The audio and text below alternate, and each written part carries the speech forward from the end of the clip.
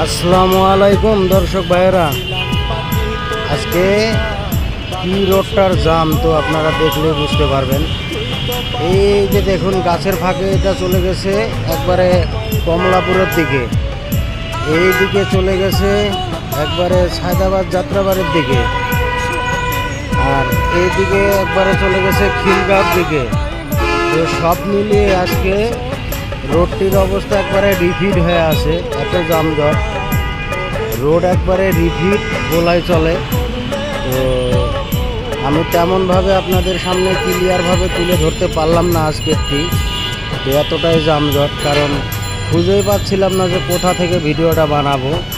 তাই আপনাদের মাঝে যতটুকু পারলাম একটু কষ্ট করে সবাই দেখে যাবেন তুলে ধরার চেষ্টা করলাম, কিন্তু পুরা ক্লিয়ারভাবে পারলাম না।